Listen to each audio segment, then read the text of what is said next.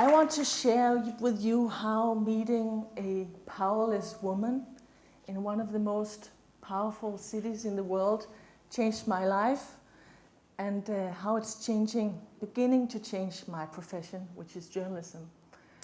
This woman made me realize that I tended to see the world through a distorted lens, where I focused very much on flaws, where things went wrong, and disconnects. And that has a serious consequence for the way we report on the world when we are in journalism, and therefore I would argue for society. It's the reality we create when we look through to the world through such a distorted lens. I started to think, where did this come from? How did I become so good at finding flaws and disconnects and where things are not going well? Is it the training I get from the journalism school?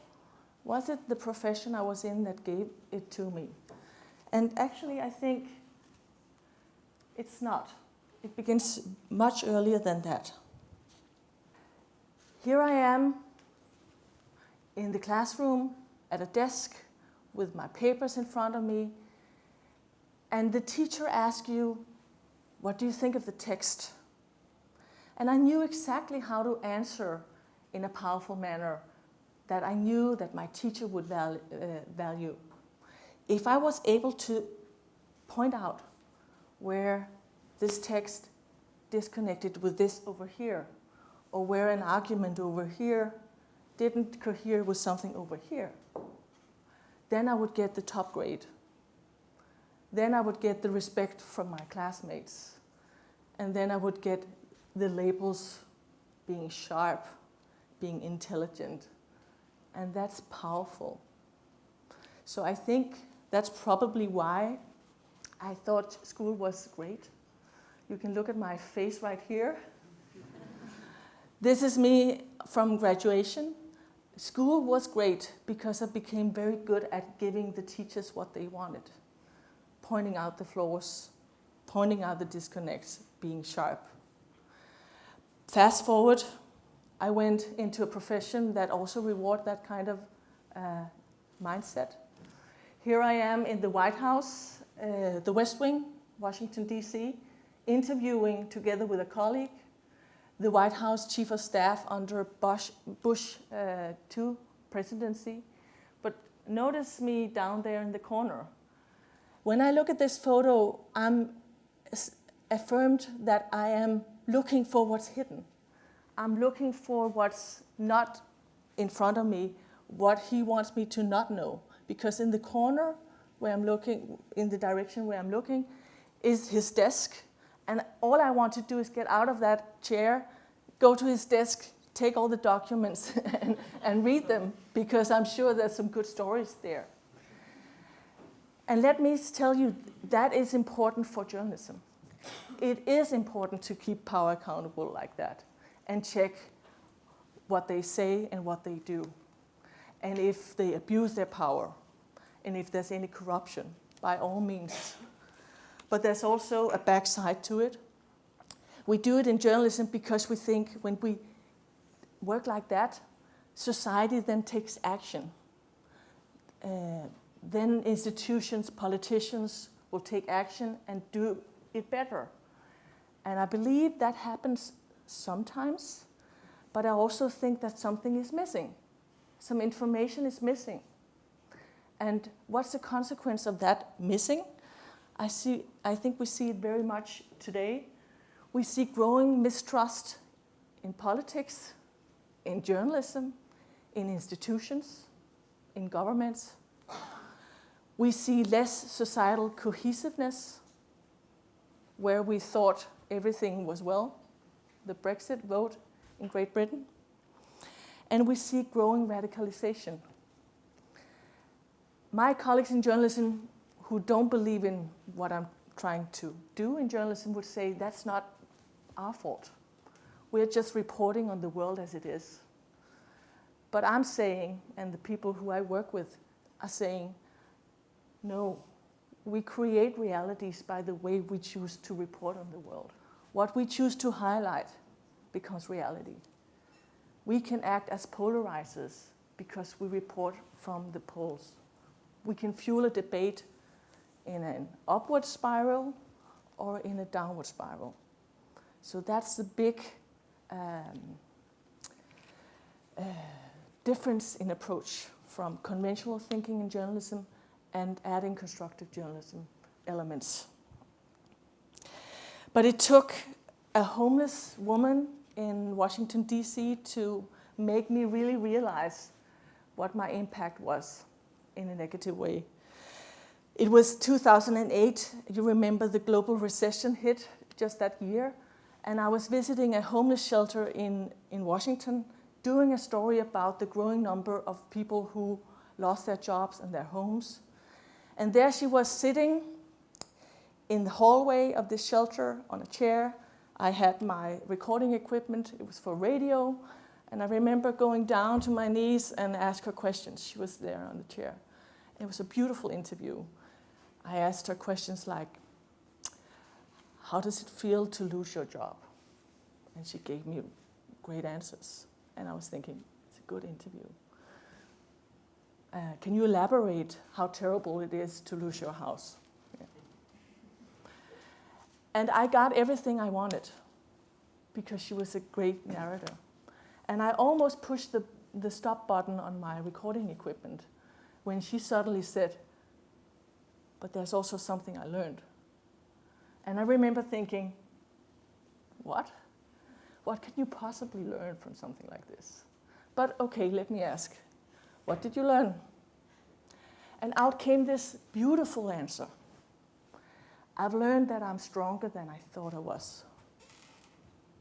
I've learned that there are people around me who wants to help. And then I started asking questions about that. And suddenly the interview went in a whole other direction than I had thought.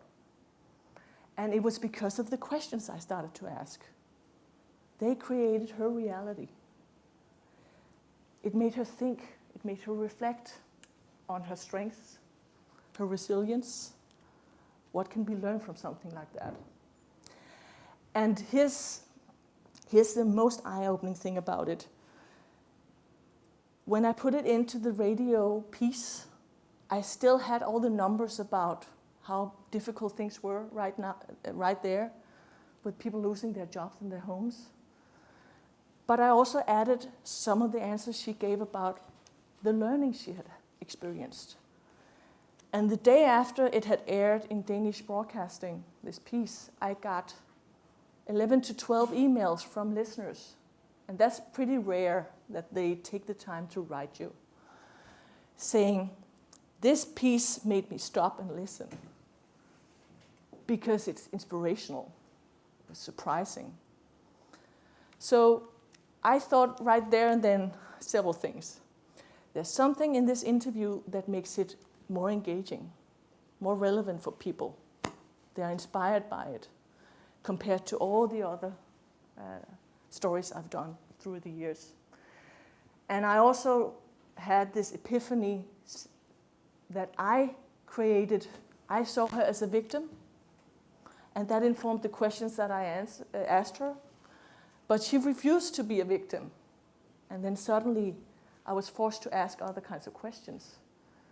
So I suddenly realized that the way I looked at the world, how I thought that things are connected, how I was good at looking at what's wrong, flaws, what's not working, probably influenced the way I was a journalist in news.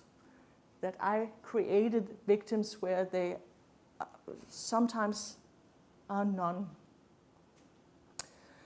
And that violated a core value for me as a journalist.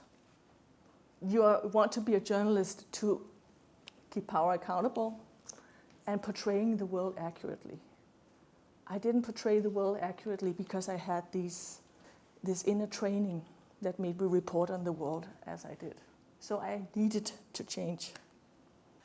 And that's why I started this work in what is now labeled constructive journalism. I usually say constructive elements in journalism because that gives you the difference between a blanket approach, something that should always be applied in how we report on things. I think it's more precise to talk about elements. Sometimes we can ask other kinds of questions.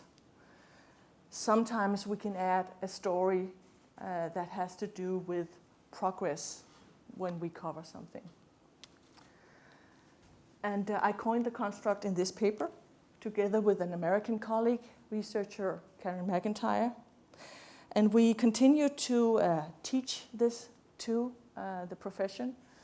And of course, there's a lot of criticism because we are challenging some core beliefs in journalism. For instance, objectivity. Isn't this a breach of, away from objectivity? And my answer is, I don't believe in objectivity. I believe in fair and balanced reporting. But objectivity means that you don't influence anything. And I think we influence by choosing what we cover, who we talk to, what questions we ask, and what the angle of your story is. Those are all subjective choices. And the sooner we in journalism realize that, the better. Because just realizing it and working with it is a more sound place to be than thinking that you're objective and you're not. So, my friends in constructive journalism grows, and there are different approaches to how we can do this, and I want to offer you a powerful way of thinking about it.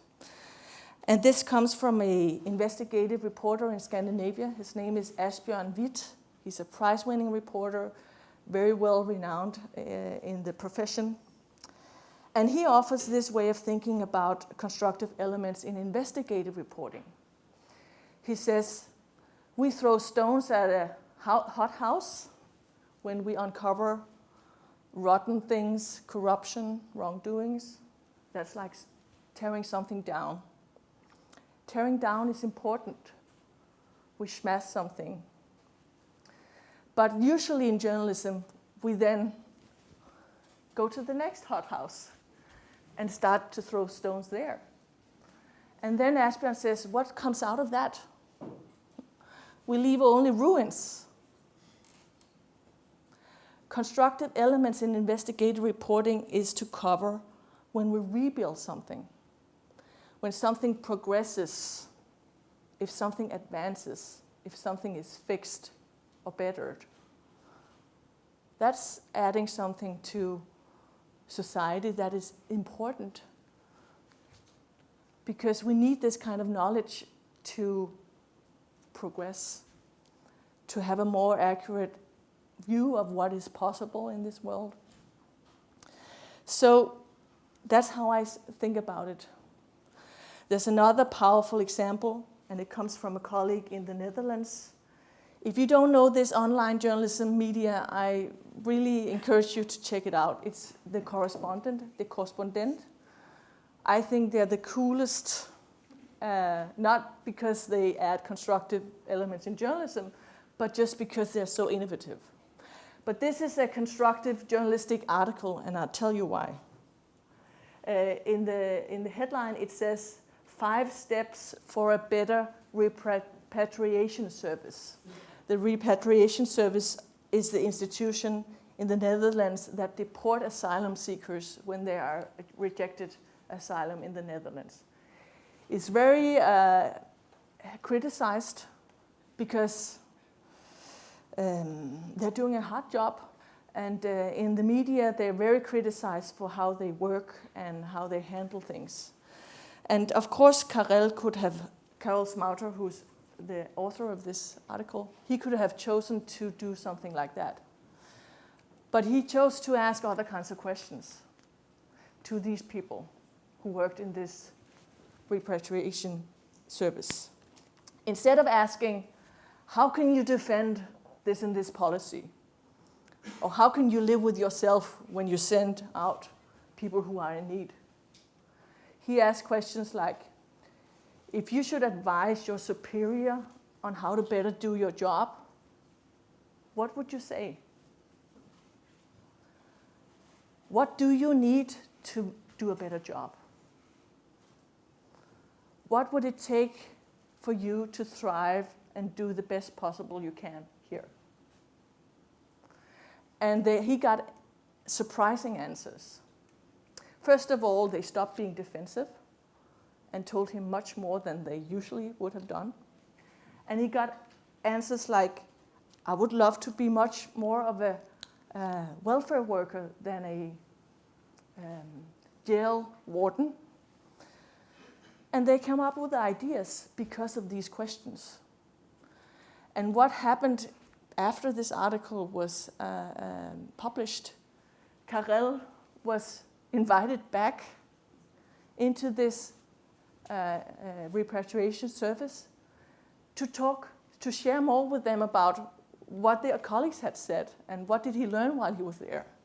This is very unusual for any journalist. And I'm not saying it should happen all the time, but I think it's a testament to the power of the questions that he asked. It created a new reality for this service and for the people who work there. And it also had the power to open up a closed defensive community so we can learn more about what's going on and how things can advance. And that's a constructive thing about it. We are a growing number of media companies who work with this. Different kind of experimentation is going on. And you might ask yourself, why? Why is it that media companies do this? And the answer is usually, when I ask, it's to portray the world more accurately. To stop only focusing on the disease model of the world and report on the flourishing model of the world, or just progress, because that's valuable information for society to act on. Working with your own inner fault finder is a place to start. That's where it began for me, and that's also where I begin this work with my colleagues.